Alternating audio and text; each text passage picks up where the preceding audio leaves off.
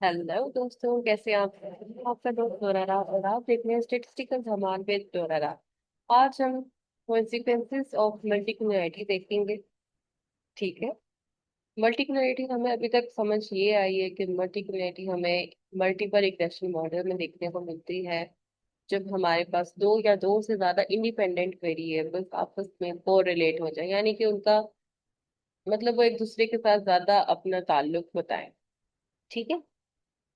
इससे ये होता है कि हमारा मॉडल अंडरस्टैंड नहीं कर पाता कि एग्जैक्ट डिपेंडेंट वेरिएबल पे किस तरह की वेरिएबिलिटी आ रही है। ठीक है।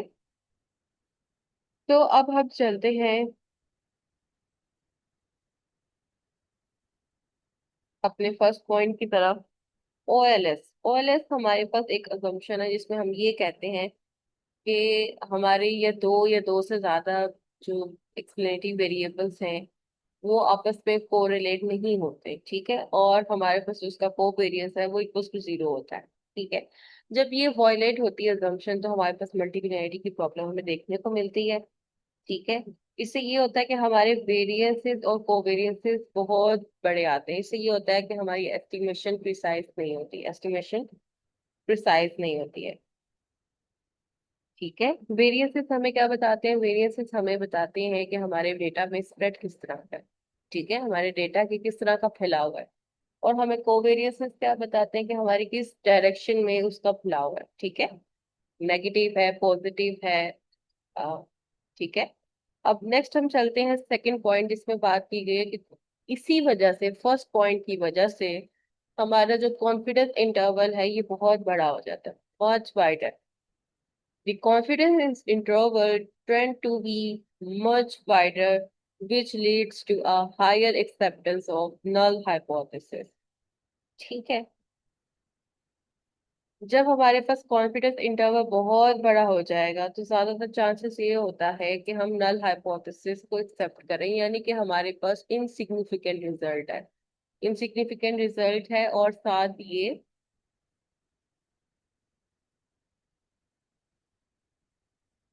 थर्ड प्रॉब्लम हमारे पास यहाँ से डिटेक्ट हम कर सकते हैं कि मल्टीकुलिनिटी है कि नहीं।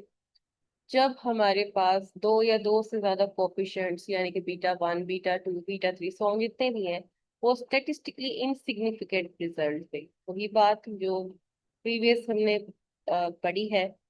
हमारे पास जो कोफिशिएंट्स हैं वो हमें इनसिग्निफिकेंट रिजल्ट दें, और साथ ही हमारा जो ओवरऑल आर स्क्वायर, जो हमारे पास कोफिशिएंट ऑफ डिटर्मिनेशन होता है, जो हमें ये बताता है कि हमारे इंडिपेंडेंट वेरिएबल्स कितना एक्सप्लेन कर रहे हैं वेरिएशन डिपेंडेंट पे। लेकिन हमारा इस फोर्थ पॉइंट से हमें ये पता चलता है कि आपके टी रेशियो स्टेटिस्टिकली इनसिग्निफिकेंट हो। ठीक है। लेकिन आपका ओवरऑल आर स्क्वायर आपको ये बोले कि आपका जो मॉडल है वो गुड फिट है, जबकि हालांकि वो ऐसा नहीं है। मल्टीक्लिनिटी की वजह से वो अंडरस्टैंड नहीं कर पा रहा है मॉडल के प्रिसाइज एस्टिमेशन क्या होगी इसके। ठीक है। नेक्स्ट अब हम आते हैं ऑयलेस एस्टिमेटेड। ये अब हमारे पास नेक्स्ट अजम्पशन, नेक्स्ट पॉइंट ये है, OLS estimators and their standard error are sensitive to small changes in the data. जब हम अपने डेटा में स्मॉल चेंजेस करते हैं, यानी कि डेटा पॉइंट्स में अपनी चेंजेस करते हैं, जरा सी चेंजेस करते हैं, तो इसमें मजीद एरर आपका आता है, मजीद आपका ये डेटा सेंसिटिव हो जाता है। ठीक है। यानी कि थोड़ी सी चेंजेस करने से बहुत चेंज, यानी कि थोड़ी सी चेंजेस करने से आपको बहुत बड़ा इफेक्ट देखने को मिलेगा। नेक्स्ट हमारे पास आता है variance inflating factor. Variance inflating factor हमें ये बताता है कि VIF हमें ये बताता है हमारी वेरिएबल में किस तरह की सिवियरिटी है मल्टीकुलिनैरिटी की वजह से। इसका पता हमें इसकी कुछ लिमिटेशन से पता चलता है। अगर हमारा VIF 1 के इक्वल होता है तो हमें ये पता चलता है कि कोई मल्टीकुलिनेट नहीं है। ठीक है। और इससे ये पता चलता है कि आपका जो वेरिएबल है वो दूसरे वेरिएबल पे इतना इफेक्ट नहीं डाल रहा।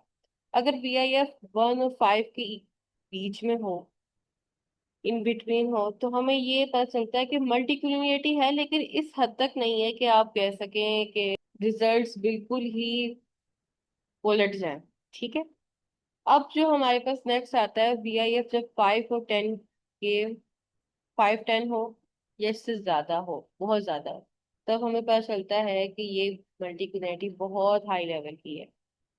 फिर नेक्स्ट हमारे पास आता है, और VIF का हमारे पास फॉर्मूला होता है 1/1 - R²। अब VIF हम कैसे निकालते हैं? VIF हमें ये बताता है, VIF का फॉर्मूला होता है 1/1 - R²। यानी कि जो आपके पास R² की वैल्यू आती है, आप जस्ट उसको यहाँ पे पुट करते हो। ठीक है। और उसका आप रिजल्ट निकाल लेते हो। नेक्स्ट हमारे पास आता है टॉलरेंस। टॉलरेंस हमें क्या बताता है? The reciprocal of the various inclination factor is known as the tolerance. If the various inclination factor and the tolerance are greater than 5 to 10 and lower than zero point 0.1 to zero point 0.2 respectively, R² to 0.8 to 0.9 multicularity exists. Various inclination factor से ये थोड़ा सा change है। ये हमें बताता है कि एक वेरिएबल कितना यूनिक है दूसरे वेरिएबल से। ठीक है। अगर टॉलरेंस आपका 1 के करीब हो, तो इसका मतलब ये होता है कि टॉलरेंस हमें क्या बताता है? टॉलरेंस हमें ये बताता है कि हमारे पास जो मॉडल में वेरिएबल्स हैं वो एक दूसरे से कितने यूनिक है। अगर टॉलरेंस हमारा 1 के करीब हो, तो इसका मतलब ये होता है कि हमारा वेरिएबल बिल्कुल डिफरेंट है। ठीक है। इसका दूसरे वेरिएबल, दूसरे इंडिपेंडेंट वेरिएबल से कोई इतना ताल्लुक नहीं है। और ये अच्छी बात है, हमें ये पता चलता है कि हमारे पास मल्टीकुलरिटी कम है। ठीक है। अगर टॉलरेंस हमारा 0 के करीब हो, पहले हमने कहा 1 के करीब हो, अगर 1 हो तो मतलब मल्टीकुलरिटी नहीं है। अगर 0 के करीब है, मतलब 0 0 के करीब है, तो इसका मतलब ये होता है कि बहुत ज्यादा हमें मल्टीकुलरिटी देखने को मिलेगी। यानी कि हमारा वेरिएबल बहुत ज्यादा दूसरे वेरिएबल के साथ मिलता जुलता है, एक दूसरे के साथ बहुत ज्यादा। एक इंडिपेंडेंट वेरिएबल दूसरे इंडिपेंडेंट पे ज्यादा मिलता जुलता है, यानी इंडिपेंडेंट वेरिएबल्स एक दूसरे से मिलते जुलते हैं। तो ये हमारे लिए मल्टीकुलरिटी की सीवियर कंडीशन है। ठीक है। तो इसका ये फॉर्मूला होता है 1/VIF।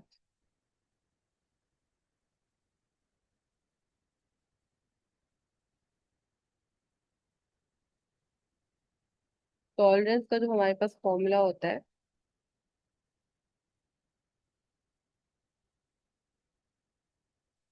ये टॉलरेंस है 1/VIF, इसलिए इसको रेसिप्रोकल कहा जाता है। ठीक है। यानी कि